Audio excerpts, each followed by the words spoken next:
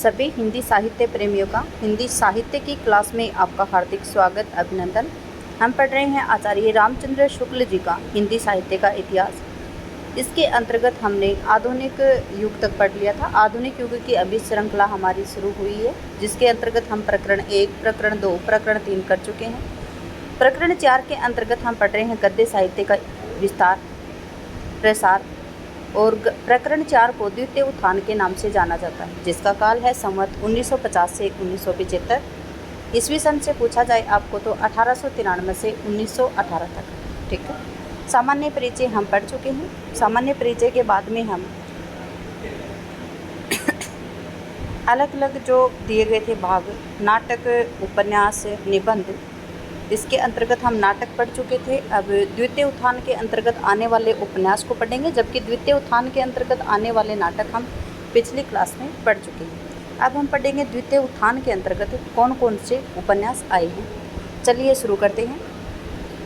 यह द्वितीय उत्थान में आलस्य का जैसा त्याग उपन्यासकारों में देखा गया, वैसा किसी और वर्ग में हिंदी लेखकों में नहीं मिलता है। देखिए, द्वितीय उत्थान के अंतर्गत आलस्य का जैसा त्याग उपन्यासकारों में देखा गया, वैसा किसी और वर्ग के हिंदी लेखकों में नहीं।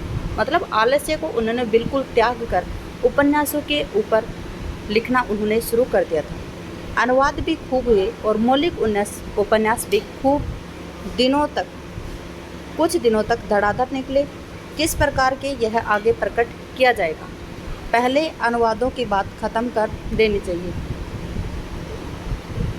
अनुवाद है यहाँ पे संवत 1951 तक बाबू रामकृष्ण वर्मा ने उर्दू और अंग्रेजी से भी कुछ अनुवाद कर चुके थे, जैसे ठग वृतांतमाला संवत 1946, पुलिस वृतांतमाला 1947, अकबर 1948, अमला वृतांतमाला 1951, चित्तौड़ चातकी का बंग भाषा से अनुवाद उन्होंने संवत 1952 में किया था। ठीक है, क्या दिया गया है कि अनुवाद किसने शुरू कर दिए थे उपन्यास के, तो बाबू रामकृष्ण वर्मा ने उर्दू और अंग्रेजी से कुछ अनुवाद कर चुके थे।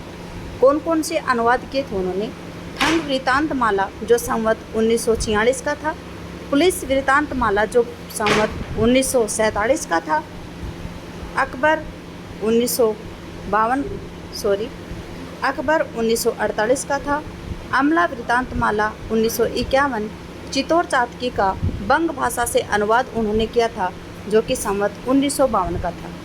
यह पुस्तक चित्तौड़ के राजवंश की मर्यादा के विरुद्ध समझी गई और इसके विरोध में यहाँ तक आंदोलन हुआ कि सब कॉपियाँ गंगा में फेंक दी गई। पूछा जाए कि चित्तौड़ के राजवंश की मर्यादा के विरुद्ध कौन सी पुस्तक थी जिसका विरोध हुआ और सभी कॉपियाँ उसकी गंगा में फेंक दी गई, तो वो क्या थी? चित्तौड़ चातकी। फिर बाबू कार्तिक प्रसाद खत्री ने इला 1952 और प्रमिला 1953 का अनुवाद किया। जया और मधुमालती के अनुवाद 2-1 वर्ष पीछे निकले थे। इनका जो जया और मधुमालती है, उनका अनुवाद है वो 2-1 वर्ष पीछे निकले थे। वर्ष यहाँ पे दिया गया नहीं है, लेकिन जो इनकी ईला है वो 1952 में और प्रमिला है वो 1953 में निकले थे। उनके क्या हैं? ये उपन्यास है। भारतेंदु प्रवर्तित प्रथम उत्थान के अनुवादकों में भारतेंदु काल की हिंदी की विशेषता बनी रही। उपयुक्त तीनों लेखकों की भाषा बहुत ही साधु और संयंत्र रही है। कौन कौन आ गए? उपयुक्त 3 रामकृष्ण वर्मा आ गए हैं यहाँ पे। फिर उसके बाद में कौन आए हैं? बाबू कार्तिक प्रसाद खत्री। ठीक है, उपयुक्त तीनों लेखकों की भाषा बहुत ही साधु और संयत रही है, यद्यपि उसमें चटपटापन ना था और हिंदीपन पूरा था। फारसी अरबी के शब्द बहुत ही कम दिखाई देते थे। साथ ही संस्कृत के शब्द भी ऐसे ही आए हैं जो हिंदी के परंपरागत रूप में किसी प्रकार का असामंजस्य नहीं उत्पन्न करते हैं। देखिए, हिंदी में संस्कृत के शब्द इस प्रकार से आए हुए हैं कि हिंदी का सामंजस्य है वो वैसा का वैसा बना रहे, उसमें असामंजस्य उत्पन्न नहीं करे। सारांश यह है कि उन्होंने शूरता, चपलता, लघुता, मूर्खता, सहायता, दीर्घता, मृदुता ऐसी संस्कृत का सहारा लिया है। शौर्य और चापल्य, लाघव, मोह के सहाय, दैर्घ्य और मार्धव ऐसी संस्कृत का नहीं उन्होंने प्रयोग किया। द्वितीय उत्थान के आरंभ में ही बाबू गोपालराम गहमर बंग भाषा के गृहस्थ उपन्यासों के अनुवाद में तत्पर निकले। ठीक है, बंग भाषा के जो गृहस्थी उनके अनुवाद थे, उनके अनुवादक कौन निकले हैं? बाबू गोपालराम। उनके कुछ उपन्यास तो इस उत्थान मतलब द्वितीय उत्थान के संवत 1957 से पूर्व के लिखे गए हैं, जैसे चतुर चंचला 1950 का है, भानुमति 1951 का है, नए बाबू 1951 और बहुत से इसके आरंभ के हैं, जैसे बड़ा भाई 1957, देवरानी जेठानी 1958, दो बहन 1959, तीन पतोहू 1961 और सास पतोहू इनकी रचनाएं हैं, इनके उपन्यास हैं। किनके हैं? बाबू गोपालराम के। दोबारा से पढ़ेंगे हम इनके उपन्यास कि उनके कुछ उपन्यास तो इस उत्थान से पहले के हैं और कुछ उपन्यास इनके इस उत्थान मतलब द्वितीय उत्थान के आसपास के हैं। देखिए, कुछ उपन्यास थे जो इनके उत्थान से पहले के हैं, वो हैं चतुर चंचला है जो 1950 का, भानुमति है 1951, नए बाबू हैं 1951। ये तीन तो हैं पहले के, चतुर चंचला, भानुमति और नए बाबू 50, 51, जबकि आगे जो द्वितीय उत्थान के आरंभ से ही हुए वो थे बड़ा भाई जो कि 1957 का है, देवरानी जेठानी है 1958, दो बहन है 1959, तीन पोतोहू है 1961 और सास पतोहू कौन सी है? बड़ा भाई। देखिए संबंध है इसमें, बड़ा भाई है, देवरानी जेठानी का संबंध है, दो बहनों का संबंध है, तीन पतोहू है, सास पतोहू है। देखिए संबंधिक हैं ये, बड़ा भाई, देवरानी जेठानी, दो बहन, तीन पतोहू, सास पतोहू, ये किसके हैं? गोपालराम गहमरी के। देखिए गृहस्थे उपन्यासों का अनुवाद है, गृहस्थे मतलब गृहस्थी के अनुवाद हैं। भाषा उनकी चटपटा और वक्रतापूर्वक है, इनको याद रख सकते हैं आप। देखिए ये सभी संबंधिक हैं, अपने जो रिश्तेदारी होते हैं वो हैं। ये गुण लाने के लिए कहीं कहीं उन्होंने पूर्वी शब्दों और मुहावरों को बेधड़क प्रयोग किया है। रचनाएं कभी भी सभी को याद नहीं होती हैं, ये इस बात को आप याद रखेंगे, लेकिन इनको आप रटकर याद करते हैं। जैसे बड़ा भाई देवरानी जेठानी की कहानी, दो बहन, तीन पतोहू और सास पतोहू, तो आप भूल जाएंगे, कहीं पे कुछ कहीं पे कुछ। लेकिन अगर आपको ये याद होगा कि संबंधिक हैं ये, कि एक दूसरे से संबंध बताया गया, जैसे दो बहनों का संबंध है, तीन पतोहुओं का संबंध है, सास पतोहू का संबंध है, देवरानी जेठानी का संबंध है, बड़े भाई का संबंध है, तो ये संबंधिक हैं और याद रखेंगे आप ये किसके हैं? गोपालराम गहमरी के हैं। ठीक है, आगे है, ये गुण के लिए लाने के लिए इन्होंने कहीं कहीं पे क्या किया है? पूर्वी शब्दों और मुहावरों का बेधड़क से प्रयोग कर दिया गया है। किसने? बाबू गोपालराम ने। उनके लिखने का ढंग बहुत ही मनोरंजक है। इसी काल के आरंभ में गाजीपुर के मुंशी उदित नारायण लाल के भी कुछ अनुवाद निकले, जिनमें मुख्य दीप निर्वाण नामक ऐतिहासिक उपन्यास है। देखिए मुंशी उदित नारायण लाल जी का अनुवाद निकला, कुछ अनुवाद निकले, लेकिन इनमें एक प्रमुख कौन सा था? दीप निर्वाण, जो कि क्या था? एक ऐतिहासिक उपन्यास है। इसमें पृथ्वीराज के समय का चित्र है। ठीक है, उदित नारायण लाल का जो दीप निर्वाण ऐतिहासिक उपन्यास है उसमें क्या है? पृथ्वीराज का समय का चित्र है इसमें। आगे है, इस उत्थान के भीतर बंकिम चंद्र, रमेश चंद्र, हाराण चंद्र रक्षित, चंडीचरण सेन, शरत बाबू, चारूचंद्र इत्यादि बंग भाषा के प्राय सब प्रसिद्ध उपन्यासकारों की बहुत सी पुस्तकों के अनुवाद तो हो ही गए। रविंद्र बाबू के भी आँख की किरकिरी आदि कई उपन्यास हिंदी रूप में दिखाई पड़े, जिनके प्रभाव से इस उत्थान के अंत के आविर्भूत होने वाले हिंदी के मौलिक उपन्यासकारों का आदर्श बहुत कुछ ऊंचा हुआ। इस अनुवाद विधान में योग देने वाले पंडित ईश्वरी प्रसाद शर्मा और पंडित रूपनारायण पांडे विशेष उल्लेखनीय योग है। देखिए इसमें मैं आपको समझा देती हूँ, चाहे पे समझाने वाले। देखिए कि इस उत्थान मतलब द्वितीय उत्थान के भीतर बंकिम चंद्र, रमेश चंद्र दत्त, हाराण चंद्र रक्षित, चंडीचरण सेन, शरत बाबू, चारूचंद्र इत्यादि बंग भाषा के प्राय सब प्रसिद्ध उपन्यासकार हैं, जो बहुत सी पुस्तकों के अनुवाद तो इनके हो गए थे। रविंद्र बाबू के भी जो आँख की किरकिरी आदि जो कई उपन्यास हैं उनका भी हिंदी में रूप दिखाई देने लगा था, जिसके प्रभाव से इस उत्थान के अंत में आविर्भूत होने वाली हिंदी के मौलिक उपन्यासकारों का आदर्श बहुत कुछ ऊंचा हो चुका था। किस प्रकार से कि इस उत्थान के अंत में, मतलब द्वितीय उत्थान के अंत के होते होते हिंदी उपन्यास जो मौलिक उपन्यासकार हैं उनका आदर्श बहुत कुछ ऊंचा हो चुका था। इस अनुवाद विधान के योग देने वालों में, देखिए इस अनुवाद के विधान में योग देने वालों में कौन थे? पंडित ईश्वरी प्रसाद शर्मा थे, पंडित रूपनारायण पांडे विशेष उल्लेखनीय थे। बंग भाषा के अतिरिक्त उर्दू, मराठी, गुजराती के भी कुछ उपन्यासों का अनुवाद हिंदी में हुए बंगला की अपेक्षा बहुत कम था। देखिए बंगला का सबसे ज़्यादा अनुवाद हुआ था। उर्दू, मराठी, गुजराती के भी कुछ उपन्यासों का अनुवाद हिंदी में हुआ था, लेकिन बंगला की अपेक्षा में क्या था? कम था, क्योंकि बंगला है वो बंगला भाषा के जो उपन्यास, नाटक वगैरह हैं उनका अनुवाद बहुत ज़्यादा संख्या में हुआ है। काशी के बाबू गंगा प्रसाद गुप्त ने पूना में हलचल आदि कई उपन्यास उर्दू से अनुवाद करके निकाले। देखिए काशी के थे बाबू कौन? गंगा प्रसाद गुप्त ने। उन्होंने किसका उर्दू में अनुवाद किया? उर्दू से अनुवाद करके निकाला पूना में हलचल नाम से। क्या था? पूना में हलचल नाम से किसने निकाला था? गंगा प्रसाद गुप्त जी ने निकाला था। और कैसा उपन्यास था ये? उर्दू से अनुवाद करके निकाला था। मराठी से अनुदित उपन्यासों में बाबू रामचंद्र वर्मा का छत्रसाल बहुत ही उत्कृष्ट है। देखिए मराठी अनुवाद है, मराठी का अनुवाद कौन सा? छत्रसाल। किसने किया था? तो बाबू रामचंद्र वर्मा ने किया था। अंग्रेजी के 2 ही 4 उपन्यासों के अनुवाद देखने को आते हैं, जैसे रेनल्ड्स कृत लैला और लंदन रहस्य। ठीक है, क्या है? रेनल्ड्स कृत है एक, लैला और लंदन रहस्य। अंग्रेजी के प्रसिद्ध उपन्यास टॉम काका की कुटिया का भी अनुवाद हुआ है। क्या हुआ? टॉम काका की कुटिया अंग्रेजी का एक प्रसिद्ध उपन्यास है, उसका भी अनुवाद हुआ है। जबकि जो रेनल्ड्स कृत लैला है और जो लंदन रहस्य है उसका भी अनुवाद हुआ है। कैसे हैं ये अंग्रेजी के उपन्यास?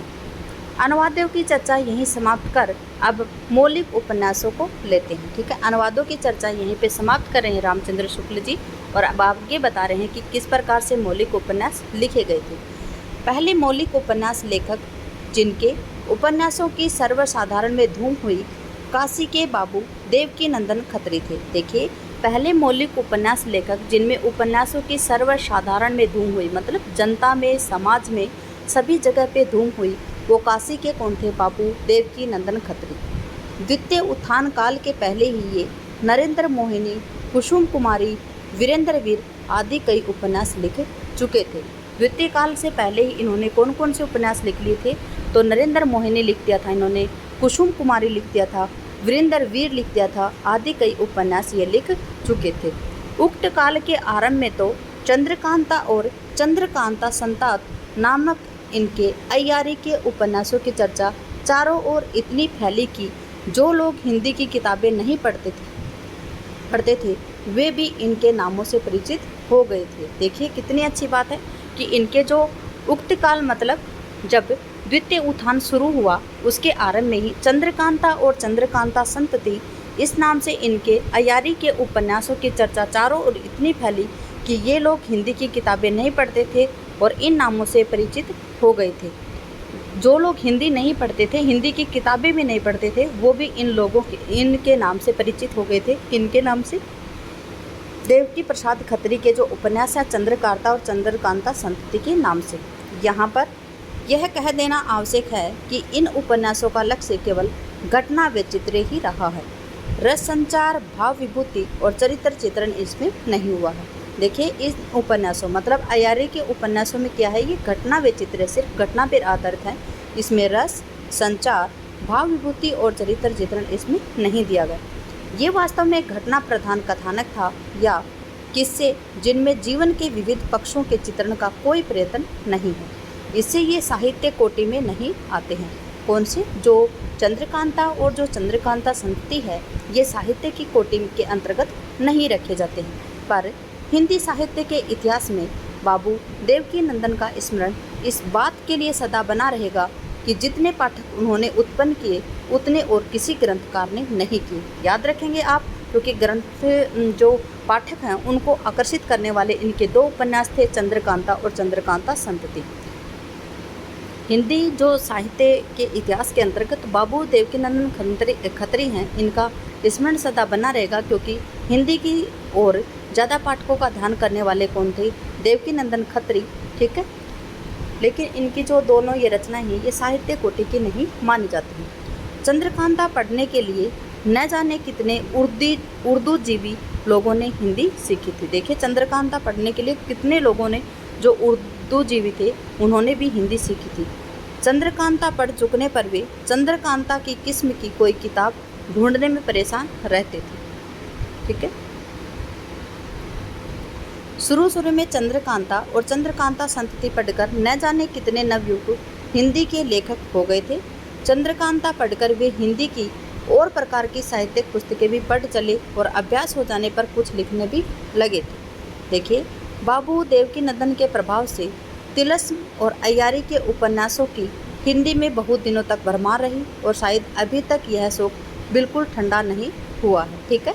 जो बाबू देवकीनंदन खत्री हैं, इनके जो तिलस्मी और जो अय्यारी के उपन्यास हैं वो हिंदी में बहुत दिनों तक बराबर बने रहे थे और शायद अभी तक शौक है लोगों का, वो अभी भी ठंडा नहीं हुआ है। बाबू देवकीनंदन खत्री के तिलस्मी रास्ते पर चलने वालों में बाबू हरिकृष्ण जौहर विशेष उल्लेख, ठीक है। जो बाबू देवकीनंदन खत्री के जो तिलस्मी के रास्ते पर चलने वाले हैं उनमें सबसे महत्वपूर्ण नाम किसका आता है? बाबू हरिकृष्ण जौहर का आता है। अगला है, बाबू देवकीनंदन के संबंध में इतना और कह देना जरूरी है कि उन्होंने ऐसी भाषा का व्यवहार किया जिसे थोड़ी हिंदी थोड़ी उर्दू पढ़े लोग भी समझ सकते थे। देखिए, देवकीनंदन खत्री के संबंध में और क्या कह रहे हैं रामचंद्र शुक्ल जी, बहुत कुछ ही कह दिया है इन्होंने। देखिए कितनी अच्छी बातें कही बाबू देवकीनंदन खत्री के लिए। तिलस्मी और अय्यारी से संबंधित उपन्यास इन्होंने लिखे। चंद्रकांता, चंद्र संतति ऐसे उपन्यास थे जिनको पढ़ने के लिए जो लोग उर्दू पढ़ते थे वो भी हिंदी को समझने के लिए हिंदी पढ़ने लगे और हिंदी के पाठकों की संख्या बढ़ाने वालों में भी कौन थे? देवकीनंदन खत्री थे। लेकिन इनकी दुर्भाग्य की बात यह थी कि इनकी जो चंद्रकांता है और चंद्रकांता संतति है वो साहित्य कोटि की रचना नहीं मानी जाती है, ठीक है। कुछ लोगों का यह समझना कि उन्होंने राजा शिव प्रसाद वाली उस पिछली आम फहम भाषा का बिल्कुल अनुसरण किया तो एकदम उर्दू की ओर झुक गई थी, ठीक नहीं है। कुछ लोग ये मांगते हैं कि इन्होंने बाबू देवकीनंदन खत्री ने जो राजा शिव प्रसाद सितारे हिंद थे वो लिखते लिखते उर्दू की ओर झुक गए थे। ये बात हम पीछे पढ़ चुके हैं, आप सभी को पता है। लेकिन क्या था कि जी उनका अनुसरण इन्होंने नहीं किया था, ये एकदम उर्दू की ओर झुक गए थे, ये बात ठीक नहीं। कहना चाहें तो ये कह सकते हैं कि उन्होंने साहित्यिक हिंदी न लिखकर हिंदुस्तानी लिखी जो केवल इसी प्रकार की हल्की रचनाओं में काम दे सकती है। उपन्यासों का ढेर लगा देने वाले दूसरे मौलिक उपन्यासकार पंडित किशोरीलाल गोस्वामी, जन्म इनका संवत 1922, मृत्यु इनका संवत 1989, ठीक है, जिनकी रचनाएं साहित्य कोटि में आती हैं। कौन है? उपन्यासों के ढेर लगाने वाले कौन हैं? मौलिक उपन्यासकार हैं। कौन है? दूसरे मौलिक उपन्यासकार जो कि हैं पंडित किशोरीलाल गोस्वामी, जिनका जन्म है संवत 1922 और मृत्यु है संवत 1989, जिनकी रचना साहित्य कोटि के अंतर्गत आती है, ठीक है। इनके उपन्यासों में समाज के कुछ इनके उपन्यासों में समाज के कुछ सजीव चित्र, वासनाओं के रूप रंग, चिंताकर्षक वर्णन और थोड़ा बहुत चरित्र चित्रण भी अवश्य पाया गया, ठीक है। इनके उपन्यासों में क्या है? समाज का भी सजीव चित्रण दिया है, वासनाओं के रूप रंग का भी दिया है, चिंताकर्षक वर्णन भी दिया गया है जिसमें चिंता हो और थोड़ा बहुत चरित्र चित्रण भी इसमें अवश्य दिया गया। गोस्वामी जी संस्कृत के अच्छे जानकार और साहित्य के मर्मज्ञ और हिंदी के पुराने कवि व लेखक थे। संवत 1955 में उन्होंने उपन्यास मासिक पत्र निकाला था। देखिए, उपन्यास नाम से ये नहीं सोचेंगे कि आप ये उपन्यास है, उपन्यास नाम से इन्होंने संवत 1955 में एक मासिक पत्र निकाला था और इस द्वितीय उत्थान काल के भीतर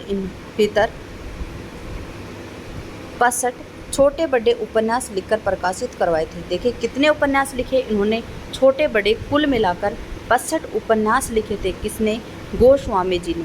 ठीक है, अतः साहित्य की दृष्टि में उन्हें हिंदी का पहला उपन्यासकार कहना चाहिए। अब देखिए, रामचंद्र शुक्ल जी के अनुसार साहित्य की दृष्टि से अगर हिंदी का पहला उपन्यासकार माने तो किसको मानेंगे? गोस्वामी जी को मानेंगे वो। ठीक है, किसको मानेंगे?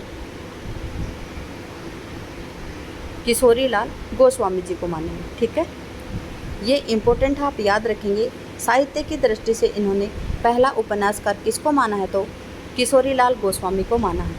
इस द्वितीय उत्थान काल के भीतर उपन्यासकार इन्हीं को कह सकते हैं और लोगों ने भी मौलिक उपन्यास लिखे हैं, पर वे वास्तव में उपन्यासकार न थे और चीज़ें लिखते लिखते वे उपन्यास की ओर भी जा पड़ते थे। ठीक है, पर गोस्वामी जी वहीं घर करके बैठ गए। एक क्षेत्र उन्होंने अपने लिए चुन लिया और उसी में वो रम गए। एक क्षेत्र क्या चुन लिया उन्होंने? उपन्यास का चुन लिया। यह दूसरी बात है कि उनके बहुत से उपन्यासों का प्रभाव नवयुवकों पर बुरा पड़ सकता था। इसमें उच्च वासनाएं व्यक्त करने वाले दृश्यों की अपेक्षा निम्न कोटि की वासनाएं प्रकाशित करने वाले दृश्य अधिक भी हैं और चटकीले भी हैं। ठीक है, क्या बताया कि जो इसमें उच्च वासनाएं व्यक्त करने वाले दृश्यों की अपेक्षा क्या है? निम्न कोटि की जो वासनाएं हैं उनको प्रकाशित करने वाले दृश्य अधिक भी हैं और चटकीले भी हैं। इस बात की शिकायत चपला के संबंध में अधिक हुई है। किसके संबंध में हुई है? चपला के संबंध में अधिक हुई है। एक और बात जरा खटकती है, वह है उनका भाषा के साथ मजा। कुछ दिन पीछे उन्हें उर्दू लिखने का शौक हुआ। उर्दू भी ऐसी वैसी नहीं, उर्दू ए मुअल्ला। इस शौक के कुछ आगे पीछे उन्होंने राजा शिव प्रसाद सिंह का जीवन चरित्र लिखा, जो सरस्वती के आरंभ के 3 अंकों में भाग 1 में संख्या 2, 3, 4 में निकला था। ठीक है, उर्दू जबान। और देखिए क्या लिखा था इन्होंने? शिव प्रसाद का जीवन चरित्र लिखा था। किसमें? उर्दू में, उर्दू ए मुअल्ला से। किसमें निकले थे वो? सरस्वती के आरंभिक 3 अंकों में निकले थे, जो कि भाग 1 में संख्या 2, 3, 4 से निकले थे। उर्दू जबान और शेर सखून को बेढंगी नकल से जो असल में कभी कभी साफ अलग हो जाती है, उनके बहुत से उपन्यासों का साहित्यिक गौरव ही घट गया था। गलत या गलत मानने के लिए लाए हुए शब्द भाषा की शिष्टता के दर्जे को गिरा ही देते हैं। ठीक है, खैरियत यह हुई कि अपने सब उपन्यासों को आपने यह मंगनी का लिबास नहीं पहनाया। सभी उपन्यास हैं उनको ये मंगनी का लिबास मतलब उर्दू वाला लिबास उन्होंने नहीं पहनाया। मल्लिका देवी या बंग सरोजनी में संस्कृत प्राय समास बहुला भाषा का काम में ली गई है। ठीक है, किसमें? जो मल्लिका देवी या जिसे क्या बोलते हैं बंग सरोजनी, उसमें क्या है? संस्कृत प्राय समास बहुला भाषा को काम में ली गई है। इन दोनों प्रकार की लिखावटों को देखकर कोई विदेशी चकपकाकर पूछ सकता है कि क्या दोनों हिंदी हैं? हम यह भी कह सकते हैं, पर वह भी कर सकते हैं इस हौसले में जैसे बहुत से लेखकों को किसी एक विषय का पूर्ण अधिकार के साथ जमने न दिया था। ठीक है, इस हौसले ने बहुत से लेखकों को एक विषय के पूर्ण अधिकार के साथ जमने नहीं दिया गया था। वैसे ही कुछ लोगों की भाषा तो बहुत कुछ डामाडोल रखा, कोई एक टेढ़ा सीधा रास्ता पकड़ने न दिया। अगला है, गोस्वामी जी के ऐतिहासिक उपन्यासों से भिन्न भिन्न समयों की सामाजिक और राजनीतिक अवस्था का अध्ययन और संस्कृति के स्वरूप का अनुसंधान नहीं सूचित होता। कहीं कहीं तो काल दोष तुरंत ध्यान में आ जाते हैं, जैसे वहाँ जहाँ अकबर के सामने हुक्के या पेचवान रखे जाने की बात कही गई है। पंडित किशोरीलाल गोस्वामी के कुछ उपन्यासों के नाम इस प्रकार से हैं। देखिए, तारा है, चपला है, तरुण तपस्विनी, रजिया बेगम, लीलावती, राजकुमारी, लवंगलता, हृदय हारिणी, हीराबाई, लखनऊ की कबर इत्यादि इत्यादि। क्या क्या है? तारा है, चपला है, तरुण तपस्विनी है, रजिया बेगम है, लीलावती है, राजकुमारी है, लवंगलता है, हृदय हारिणी है, हीराबाई है, लखनऊ की कबर है इत्यादि। प्रसिद्ध कवि और गद्य लेखक पंडित अयोध्या सिंह उपाध्याय ने भी 2 उपन्यास ठेठ हिंदी में लिखे थे। ठीक है, प्रसिद्ध कवि और गद्य लेखक कौन है? पंडित अयोध्या सिंह उपाध्याय ने भी 2 उपन्यास ठेठ हिंदी में लिखे हैं। पहला है इनका ठेठ हिंदी का ठाठ, जो संवत 1956 का है और अध किला फूल उनका संवत 1964 का है। ठीक है, कब का है? ठेठ हिंदी का ठेठ है वो संवत 1956 का है, जबकि अध किला फूल इनका संवत 1964 का है। पर ये दोनों पुस्तकें भाषा के नमूने की दृष्टि से लिखी गई हैं, औपन्यासिक कौशल की दृष्टि से नहीं लिखी गई हैं। किसकी दृष्टि से लिखी गई हैं? भाषा के नमूने से लिखी गई हैं, न कि औपन्यासिक कौशल की दृष्टि से। उनकी सबसे पहले लिखी गई पुस्तक है वेनिस का बंका में जैसे भाषा संस्कृतपन की सीमा पर पहुंची हुई थी, वैसे ही इन पुस्तकों में ठेठपन की हद दिखाई देती है। किसकी पुस्तकें हैं ये? अयोध्या सिंह उपाध्याय हरिओद की पुस्तकें हैं दो, जो उपन्यास हैं ठेठ हिंदी का ठाठ और अध किला फूल। ठेठ हिंदी का ठाठ है इनका संवत 1956, जबकि अध किला फूल है इनका संवत 1964 को। और एक सबसे पहले लिखी गई पुस्तक है इनकी वेनिस का बंका। ठीक है, और इनकी जो दोनों पुस्तकें हैं उनकी भाषा क्या है? ठेठपन की हद दिखाई गई है उसमें। अगला है, इन तीनों पुस्तकों को सामने रखने का पहला ख्याल यदि पैदा होता है कि उपाध्याय जी क्लिष्ट संस्कृत पर भाषा भी लिख सकते हैं। क्या है इनका जो ठेठ हिंदी का ठाठ, अध किला फूल और वेनिस का बांका, जो तीन पुस्तकें यहाँ पे बताई गई हैं रामचंद्र शुक्ल जी के अनुसार, वो उन्होंने बताया है कि इनमें जो तीन पुस्तकें हैं उसमें यह ख्याल पैदा हो सकता है कि जो उपाध्याय जी की भाषा है वो क्या थी? क्लिष्ट संस्कृत भाषा भी लिखते थे। ये सरल से सरल ठेठ हिंदी भी क्या लिखते थे? क्लिष्ट से क्लिष्ट संस्कृत प्राय भाषा भी लिखते थे और सरल से सरल ठेठ हिंदी भी लिखते थे। अधिकतर इसी भाषा वैचित्र्य का ख्याल जमकर यह रह जाता था। उपाध्याय जी के साथ पंडित लज्जाराम मेहता का भी स्मरण आता। उपाध्याय जी के साथ किसका स्मरण आता है? पंडित लज्जाराम मेहता जी का, जो अखबार नवीसी के बीच बीच में पुरानी हिंदू मर्यादा, हिंदू धर्म, हिंदू पारिवारिक व्यवस्था की सुंदरता और समीचीनता दिखाने के लिए छोटे बड़े उपन्यास भी लिखा करते थे। उपन्यासों में मुख्य हैं धूर्त रसिकलाल, क्या नाम है? धूर्त रसिकलाल, संवत 1956 का है। फिर है हिंदू ग्रस्त आदर्श दंपति 1961 का है। बिगड़े का सुधार 1964 का है। आदर्श हिंदू 1972 का है। ये दोनों महाशय वास्तव में उपन्यासकार नहीं थे। कौन कौन नहीं थे? उपाध्याय जी और पंडित लज्जाराम मेहता जी। ठीक है, उपाध्याय जी कवि हैं और मेहता जी क्या हैं? पुराने अखबार नवीस हैं। आगे है, काव्य कोटि में आने वाले भाव प्रधान उपन्यास जिसमें भावों या मनोविकारों की प्रगल्भ और वेगवती व्यंजना का लक्ष्य प्रधान हो, चरित्र चित्रण या घटना वैचित्र्य का लक्ष्य नहीं हो, हिंदी में न देख, बंग भाषा में काफ़ी देख, बाबू ब्रजनंदन BA ने 2 उपन्यास इस ढंग से प्रस्तुत किए, जो कि सौंदर्य उपासक हैं और राधाकांत, जो संवत 1969 के हैं। ठीक है, क्या बताया यहाँ पे? जो काव्य कोटि में आने वाले जो भाव प्रधान उपन्यास हैं, जिसमें भावों मनोविकारों की प्रगल्भ और वेगवती व्यंजना का लक्ष्य प्रधान हो, चरित्र चित्रण और घटना वैचित्र्य लक्ष्य नहीं हो, हिंदी में न देखें और बंग भाषा में काफ़ी देखे हैं, उस प्रकार से जो बाबू ब्रजनंदन सहाय हैं, उन्होंने 2 उपन्यास इसी ढंग के प्रस्तुत किए हैं। कौन कौन से हैं? सौंदर्य उपासक और राधाकांत। सौंदर्य उपासक का यहाँ पे रचनाकाल नहीं दिया गया, जबकि राधाकांत का है संवत 1969। ठीक है, इसी के साथ क्लास का करते हैं समापन। क्लास में बने रहने के लिए आपका धन्यवाद। आपका दिन शुभ रहे। जय हिंद, जय भारत, जय जवान, जय किसान।